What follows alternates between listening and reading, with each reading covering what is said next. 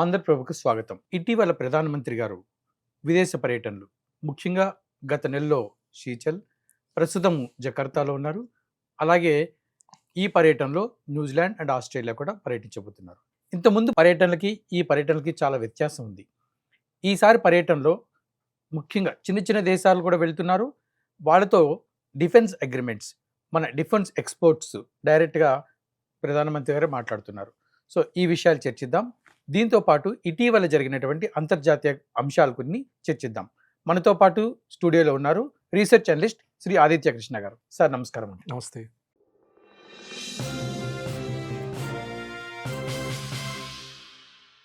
ప్రధానమంత్రి గారు ఈ విదేశ పర్యటనల వెనకాల కొంత డిఫెన్స్ డీల్స్ ఎక్కువ కనిపిస్తున్నాయి. రేర్ ఎర్త్ మినరల్స్ కూడా ఎంఓయూ అయింది జకర్తాతో. సో ఈ పర్యటనల గురించి కొంచెం వివరిస్తారా ఆంధ్రప్రదేశ్? అంటే మనం ఈ మధ్య మోదీజీ వెళ్ళేటటువంటి ప్రతి విజిట్లో మనం చూస్తే ఎప్పుడు ఎకానమీ ట్రేడ్ ఇది మామూలుగా ఉండేది. ఈసారి మనం స్పెసిఫిక్గా చూసేది maritime corporation, defence corporation, security corporation, ఇవి ఎక్కువ మాటలు వినబడుతున్నాయి. దీంట్లో ఒక ముఖ్య కారణం ఏంటంటే ఇరాన్ వార్ అయినప్పటి నుంచి కూడా ఒక మేజర్ పాయింట్ ఏమర్థమైంది, వార్ అంతా ల్యాండ్ మీదనే కాదు, ఓషన్ బేస్ మీద కూడా చాలా వార్ జరుగుతుంది. స్టేట్ ఆఫ్ హార్మస్ బ్లాక్ చేయడం వల్ల గ్లోబల్ ఈ ట్రేడ్ సప్లై చైన్ అంతా బ్లాక్ అయిపోవడం, దానివల్ల అక్కడ ఇరాన్ వాళ్ళు ఒక బ్లాకెట్ పెడితే అమెరికా వాళ్ళు ఇంకో బ్లాకెట్ పెట్టడం, దానివల్ల ఆయిల్ క్రైసిస్ మొత్తం రావడం. సో ఒక్క సముద్రం మీద గ్రిప్ పెట్టుకోవడం వల్ల ఓవరాల్ ఎనర్జీ క్రైసిస్లు వచ్చాయి. ఎనర్జీ క్రైసిస్ వల్ల ఎకానమికల్గా దెబ్బలు తిన్నాయి, షిప్పింగ్లు అన్నీ ఆగిపోయాయి, దానివల్ల ధరలు పెరిగిపోయాయి, అట్లా ఎన్నో ఇబ్బందులు జరిగాయి. సో ఇంకొక ఆస్పెక్ట్ ఏం జరిగిందంటే యుఎస్ మీద చాలా మటుకు నమ్మకం ఈ రీజన్లో చాలా మంది పెట్టుకునే వాళ్ళు, వాళ్ళతో ఉండేది డిఫెన్స్ కార్పొరేషన్, వాళ్ళ నుంచి డిఫెన్స్ ఎక్విప్మెంట్ తీసుకోవడం, యుఎస్ వాళ్ళు వచ్చి ప్రొటెక్ట్ చేస్తారనుకోవటం అవన్నీ జరిగింది. ఇరాన్ వార్లో ఏమని ఎస్టాబ్లిష్ అయింది, దట్ ఎంత మీరు వాళ్ళతో అగ్రిమెంట్స్ పెట్టుకుని కూడా ఎండ్ ఆఫ్ ద డే వాళ్ళు మిమ్మల్ని కాపాడే పరిస్థితిలో లేరు. వాళ్ళు ఇచ్చిన ఎక్విప్మెంట్స్ ఫెయిల్ అవుతున్నాయి, వాళ్ళు ఇచ్చిన రెడార్స్ చేయలేకపోతున్నాయి, వాళ్ళ F-35 స్టెల్త్, కంప్లీట్ స్టెల్త్, ఎవ్వరు దాన్ని ట్రాక్ చేయలేరు అనుకుంటే ఇరాన్ వాళ్ళు సింపుల్ గా ఇన్ఫ్రారెడ్ దాంతో ట్రాక్ చేసేసి కూడా అది చూపించారు, షూట్ డౌన్ కూడా చేశారు F-35. సో చాలా మటుకు అమెరికన్ కంట్రోల్ గ్రిప్ తగ్గింది. అందుకే మొన్న రీసెంట్ గానే ఇక్కడ మన G7 సమ్మిట్ జరుగుతుండగా అప్పుడు యుఎస్ వాళ్ళ మిలిటరీ కూడా ఇండో పెసిఫిక్ కమాండ్ అనేది వాళ్ళు ఇండో తీసేసి పెసిఫిక్ కమాండ్ అన్నారు. ఇండియన్ ఓషన్ మాకు సంబంధం లేదన్నట్టు ఒక స్టేట్మెంట్ ఇచ్చారు. ఇండియన్ ఓషన్ లో కూడా మనకి ఏం తెలుసు, ద డియేగో గార్సియా అని, అది కొంచెం లక్షద్వీప్ కి మాల్డీవ్స్ కి కొంచెం కింద ఉంటుంది. ఆ ఏరియాలో ఆల్రెడీ యుఎస్ బేస్ ఒకటి ఉంది, నేవల్ బేస్. అది కూడా బ్రిటిష్ వాళ్ళు అక్కడ మొరీషియస్ నుంచి ఆక్రమించుకొని అక్కడ ఉన్న జనాలందరినీ పంపించేసి తయారు చేసినటువంటి బేస్. అది కూడా మన 2025 లో బ్రిటిష్ వాళ్ళు మొరీషియస్ కి తిరిగి ఇచ్చేస్తాం అన్నారు. సో ఓవరాల్ అమెరికన్ గ్రిప్ ఇక్కడ పబ్లిక్ గా అయితే తగ్గుతున్నది. సరే సైలెంట్ గా వేరేది వాళ్ళు స్పై ఏజెన్సీల ద్వారా, కోవర్ట్ గా సిఐ ద్వారా ఆ కంట్రోల్ జరుగుతూనే ఉంటాయి, కానీ మిలిటరీ ఫార్మాట్ లో కంట్రోల్ తగ్గుతుంది. అందుకని ఈ ఆస్పెక్ట్ ఒకవైపు చైనా అగ్రెసివ్ గా కంట్రోల్ చేయాలని ట్రై చేస్తుంది, భారత్ కూడా కంట్రోల్ చేసుకోవాలి, అంటే ఆపర్చునిటీ వచ్చింది కాబట్టి ముందుకు వెళ్ళాలని అనుకుంటున్నాను. చైనా ఎట్లా చేస్తున్నది, చైనా మొన్ననే సౌత్ ఈస్ట్ ఈ చైనా సీ దగ్గర, సౌత్ చైనా సీ దగ్గర వాళ్ళు ఒక సబ్మరీన్ నుంచి బెలిస్టిక్ మిజైల్ ని లాంచ్ చేశారు. SLBM అంటారు, సబ్మరీన్ లాంచ్ బెలిస్టిక్ మిజైల్. అది కూడా సబ్మరీన్, న్యూక్లియర్ పవర్డ్ సబ్మరీన్, దాంట్లో న్యూక్లియర్ కేపబిలిటీస్ కూడా ఉంది. ఇన్ఫాక్ట్ ఆ జోన్ మొత్తం కూడా 1997 బ్యాంకాక్ ట్రీటీ అని, అక్కడ అందరూ అక్కడ ఈ ఆసియాన్ కంట్రీస్ ఏమన్నాయంటే ఈ రీజన్ లో ఎక్కడ న్యూక్లియర్ ఉండకూడదు అన్నట్టు అన్నారు. దాంట్లోనే వెళ్ళి ఒక న్యూక్లియర్ కేపబుల్ సబ్మరీన్ తో బెలిస్టిక్ మిజైల్ లాంచ్ చేసింది చైనా.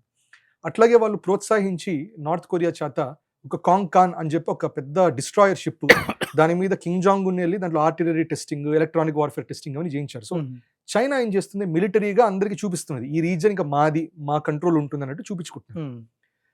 భారత్ వచ్చేసరికి ఏం చేస్తుంది, ఇంకో రూట్ తీసుకుంటుంది. అదేంటి, మనం మిలిటరీ అగ్రెషన్ తో కాకుండా మల్టీ అలైన్డ్ గా ఎవరిని నొప్పించకుండా ఫస్ట్ ఒకటి మనకి మహాసాగర్ ఇనిషియేటివ్ ఒకటి పెట్టారు. దాంట్లో బేసికల్ గా mutual and holistically security and growth across the region, అది overall Mahasagar security and growth across the region. So స్పెసిఫికల్ గా సెక్యూరిటీ మీద మాట్లాడుతున్నాం. సో దాంట్లో ఏమంటున్నాం, ఈ రీజన్ లో not just Indian ocean, Pacific ocean లో కూడా ఇండో పెసిఫిక్ మీద నుంచి చిన్నగా యుఎస్ గ్రిప్ తగ్గించుకుంటున్నదో, చైనా పెంచుకుంటుందో, అక్కడ భారత్ కూడా మహాసాగర్ ఇనిషియేటివ్ ద్వారా అందరికీ సెక్యూరిటీ పెంచాలి. సో మన సీషెల్స్ లో కూడా అదే అన్నారు, దట్ ఈ ఏరియాలో మేము ఫస్ట్ రెస్పాండర్స్ అవుతాం అన్నారు. ఫస్ట్ రెస్పాండర్స్ అంటే ఎప్పుడైనా ఒక డిజాస్టర్ వచ్చినా, ఒక షిప్ కి ఏమైనా ఇష్యూ వచ్చినా, ఒక పైరసీ, ఇక్కడ మనకి సీషెల్స్ దగ్గర సోమాలియా థ్రెట్స్ ఉంటాయి, పైరసీ థ్రెట్స్, లేకపోతే మీకు ఒమాన్ దగ్గర అక్కడ మీకు యెమెన్ నుంచి పైరసీ థ్రెట్స్ ఉంటాయి. అట్లాంటి ఇష్యూస్ వస్తే మా నేవీకి చెప్పండి, యుఎస్ వాళ్ళ మీద నమ్మకం లేకపోతే మా చెప్పండి. అట్లాగే సునామీ వచ్చినా, ఏమైనా ప్రాబ్లం వచ్చినా మా వాళ్ళు వస్తారు, లేకపోతే ఇంకేమన్నా భూకంపాలు ఏమన్నా వచ్చినా మా షిప్స్ మేము పంపిస్తాం. So we will be there first to help you అని ఒక మెసేజ్ పంపిస్తున్నాం. అది సీషెల్స్తో, అది దాంతో పాటే సీషెల్స్లో యూపీఐ కూడా మనము ఈ డిజిటల్ పబ్లిక్ ఇన్ఫ్రాస్ట్రక్చర్లో యూపీఐ కూడా మనం సీషెల్స్లో అది ఎస్టాబ్లిష్ చేయాలన్నట్టు కమ్యూనికేట్ చేసాం. సో అట్లా వాళ్ళతో పార్ట్నర్షిప్ పెంచుకుంటున్నాం. నెక్స్ట్ ఇప్పుడు ఇండోనేషియాలో జకార్తాలో ఉన్నారు. ఇండోనేషియాలో కూడా మనం ఇదే same thing, that security wise we are there, maritime cooperation ఉండాలి, డిఫెన్స్ కోఆపరేషన్ ఉండాలి. 2018 నుంచి మనకి కాంప్రిహెన్సివ్ స్ట్రాటజిక్ పార్ట్నర్షిప్ ఇండోనేషియాతో ఉంది. బేసికల్గా డిప్లొమసీలో ఎట్లా ఉంటుంది, ఫస్ట్ నేను మీ దేశాన్ని గుర్తించకపోతే first of all I did not identify. ఎట్లా అంటే టైవాన్, చైనా ఒకరినొకరు గుర్తించుకోరు. సో అట్లా మనం కూడా భారత్ కూడా ఇజ్రాయెల్ని చాలా సంవత్సరాలు గుర్తించాల, ఎన్నో డెకేడ్స్. తర్వాత ఫస్ట్ ఒక డిప్లొమాటిక్ గా ఫస్ట్ ఇది రికగ్నిషన్ చేస్తారు. డిప్లొమాటిక్ రికగ్నిషన్ అయ్యాక బైలేటరల్ టైస్ ఉంటాయి. బైలేటరల్ టైస్ ఫ్రెండ్లీ రిలేషన్స్ అన్నట్టు ఉంటుంది. బైలేటరల్ టైస్ తర్వాత స్ట్రాటజిక్ పార్ట్నర్షిప్ ఉంటుంది. దట్ మీకు ఇది కావాలి, మాకు ఇది కావాలి, దాన్ని బట్టి మనం ఇట్లా ఎక్స్చేంజ్ చేద్దాం. తర్వాత కాంప్రిహెన్సివ్ స్ట్రాటజిక్ పార్ట్నర్షిప్ అంటే not just economy and trade, military wise కూడా మేము మీకు ఇది ఇస్తాం, మీరు మాకు ఇది ఇవ్వండి. తర్వాత హ్యూమన్ టు హ్యూమన్ కనెక్షన్, మీకు ఇది ఇస్తాం, అది ఇవ్వండి. ఇప్పుడు మన జపాన్ నుంచి టకైచి ఆమె వచ్చారు, ఆమెతో కూడా ఇదే మనకి వాళ్ళతో వచ్చేసరికి ఇంకా కాంప్రిహెన్సివ్ ఎకానమిక్ పార్ట్నర్షిప్ అగ్రిమెంట్ కూడా ఉంది. సో దాంట్లో కూడా మన నుంచి చాలా మంది మనం వర్కర్స్ అటు పంపించడానికి ఒప్పుకున్నాం. వాళ్ళ నుంచి బుల్లెట్ ట్రైన్ మన దగ్గరికి రాబోతున్నది, ఇవన్నీ జరుగుతున్నాయి. అది కూడా గుర్తుపెట్టుకోండి, పెసిఫిక్ ఓషన్ లో చైనా కౌతల పక్కనే ఉంది. సో వాళ్ళతోనూ రిలేషన్షిప్ పెంచుతున్నాం. ఇప్పుడు ఇండోనేషియాలో ఒక వెరీ ఇంపార్టెంట్ ఆస్పెక్ట్, ఇండోనేషియా ప్రపంచంలో nickel production it is the largest nickel production. So nickel దేనికి కావాలంటే నికెల్ క్యాడ్మియం బ్యాటరీస్ అంటారు. ఇప్పుడు మన ఈవీ వెహికల్స్ అన్నింటిలో బ్యాటరీస్ కావాలి.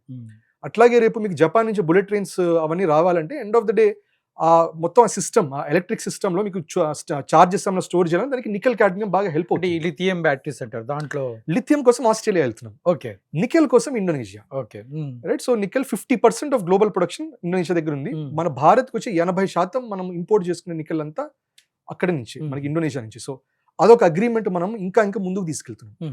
దాంతో పాటు ఆల్రెడీ తెలిసిందే, సివిలైజేషనల్లీ ఇండోనేషియాను మనం కూడా బాగా వెల్ కనెక్టెడ్ ఉంటాం. హిందూ కమ్యూనిటీ కూడా ఉంది అక్కడ. సో దీంతో అక్కడ అగ్రిమెంట్ చేసుకుంటున్నాం ఇండోనేషియాతో. సో నెక్స్ట్ ఆస్ట్రేలియాలో కూడా మనం అక్కడ లిథియం మనము వాళ్ళతో అగ్రిమెంట్ పెట్టుకుంటున్నాం. ఎందుకంటే ఆస్ట్రేలియా సౌత్ అమెరికా తర్వాత మాక్సిమం ప్రొడక్షన్ ఆఫ్ లిథియం ఉన్నది ఆస్ట్రేలియా. సో లిథియం బ్యాటరీస్ అక్కడ తయారవుతాయి. సో లిథియం మనకి ఆఫ్ఘనిస్తాన్, ఆస్ట్రేలియాలో తయారు చేసి మనం ఇంపోర్ట్ చేసుకుంటాం, రా మెటీరియల్ తీసుకుంటాం. రా మెటీరియల్ తీసుకుని మనం ఇక్కడ తయారు తీసుకుని టెక్నాలజీ ట్రాన్స్ఫర్ తీసుకుని మనం తయారు చేసుకుంటాం. సో రా మెటీరియల్ తీసుకుంటేనే మనకి లాభం. బ్యాటరీ లాగా తీసుకుంటే మనకి మరి రకరకాల రెస్ట్రిక్షన్స్ ఉంటాయి, ట్రేడ్ రెస్ట్రిక్షన్స్. సో అట్లా ఆస్ట్రేలియాతో కూడా మనం ఒకవైపు ఈ ట్రేడ్ మాట్లాడుతూ రెండో వైపు వాళ్ళతో కూడా సెక్యూరిటీ కోఆపరేషన్ మనకు ఉండాలన్నారు. ఇప్పుడు ఇండోనేషియాలో very interesting thing, Philippines, Vietnam తర్వాత ఈ రీజన్ లో బ్రాహ్మోస్ మిజైల్స్ 2500 కోట్ల ప్రాజెక్ట్ దాకా మనం ఇండోనేషియాతో మాట్లాడుతున్నాం. Okay, right. సో ఒకప్పుడు భారత్ అనేది ఇజ్రాయెల్ నుంచి ఇది కొన్నాం, యుఎస్ నుంచి అది కొన్నాం, రఫేల్ ఫ్రాన్స్ నుంచి, రష్యా నుంచి ఏదో కొన్నాం, S-400. ఇప్పుడు స్లైట్ గా ఇప్పుడు నరేటివ్ మారుతుంది దట్ భారత్ బ్రాహ్మోస్ కూడా అమ్మగలుగుతుంది, భారత్ తేజస్ని కూడా అది ప్రెజెంట్ చేయగలుగుతున్నది. సో చిన్నగా భారత్ నుంచి వచ్చేటటువంటి టెక్నాలజీ కూడా ఇప్పుడు యూపీఐ అవ్వనివ్వండి, ఆధార్ బేస్డ్ ఇన్ఫ్రాస్ట్రక్చర్ అవ్వనివ్వండి, అట్లాగే డిఫెన్స్ లో కూడా మనం సెల్ చేయడం మొదలు పెట్టాం. సో ఇప్పుడు ఇండోనేషియా, ఫిలిప్పీన్స్, వియత్నాం ముగ్గురు దగ్గర బ్రాహ్మోస్ ఉంటే మేజర్ గా చైనా. ఎందుకంటే బ్రాహ్మోస్ ఒక హైపర్సోనిక్, అంటే సౌండ్ కంటే సౌండ్ ఏ వేగంతో అది కదులుతుందో అంతకంటే ఎన్నో టైమ్స్, అది 5 times 10 times ఆ స్పీడ్ లో వెళ్తుంది మనకి బ్రాహ్మోస్ మిజైల్స్. సో అవి చైనా డెఫినెట్ గా థ్రెట్ గా భావిస్తుంది. సో ఇదొకటి మనం ఏం చేస్తున్నాం, చైనా డైరెక్ట్ గా అటాక్ చేయట్లా, లేకపోతే మనం అగ్రెషన్ చూపించట్లా, శాంతిపూర్వకంగా చేస్తున్నాం, కానీ డిప్లొమాటికలీ బ్రాహ్మోస్ అమ్ముతున్నాం అంతే. అట్లాగే మన ఆస్ట్రేలియాతో కూడా పార్ట్నర్షిప్ అండ్ న్యూజిలాండ్ తో కూడా మనకి ఫ్రీ ట్రేడ్ అగ్రిమెంట్ ఉంది. ఇంకా వాళ్ళతో సెపా లేదు. సెపా అంటే కాంప్రిహెన్సివ్ ఎకానమిక్ పార్ట్నర్షిప్, అది FTA కంటే ఇంకా హై లెవెల్. మనకి అది సౌత్ కొరియాతో ఉంది, జపాన్తో ఉంది, UAE ఉంది, కానీ అది ఇంకా న్యూజిలాండ్తో లేదు. కానీ న్యూజిలాండ్తో నెక్స్ట్ స్టెప్ మనం ముందుకు అది తీసుకెళ్ళబోతున్నాం. సో ఇది ఓవరాల్ మీరు చూస్తే చైనా అగ్రెసివ్ గా, ఇన్ఫాక్ట్ రష్యాతో కూడా వాళ్ళు LOCలో అక్కడంతా నేవల్ ఎక్సర్సైజెస్ చేస్తున్నారు. సో చైనా ఏం చూపిస్తుంది, సముద్రం మీద మేము కంట్రోల్ తెచ్చుకుంటున్నాం అనేది వాళ్ళు అగ్రెసివ్ గా చూపిస్తున్నారు. సముద్రం మీద ఎందుకంటే సముద్రం మీద గ్రిప్ ఉంటేనే మీరు shipping roots, trade routes control పెట్టుకొని వేరే దేశాలకు వెళ్ళేటటువంటి ట్రేడ్ని కంట్రోల్ చేస్తే వాళ్ళ ఎకానమీ మీద కంట్రోల్ వస్తుంది. వాళ్ళ ఎకానమీ మీద కంట్రోల్ వస్తే వాళ్ళ పొలిటికల్ గా వాళ్ళ మీద కంట్రోల్ వస్తుంది. అది ఇక్కడ ప్రయత్నం. అందుకనే మలక్కా స్టేట్ కూడా భారత్ ఇప్పుడు ఈ నికోబార్ దగ్గర పెద్ద ప్రాజెక్ట్ కట్టి మలక్కా స్టేట్ని ఎట్లాగొట్లా మన నేవల్ ప్రెజెన్స్ లో ఉంటే అప్పుడు రేపో మాపో ఇట్లాంటి ఇరాన్ అండ్ US లాంటి ఇష్యూ వచ్చినప్పుడు చైనాతో మనకి ఎప్పుడైనా ఇష్యూ వస్తే స్టేట్ ఆఫ్ మలక్కా బ్లాక్ చేసే అవకాశాలు ఉంటాయి.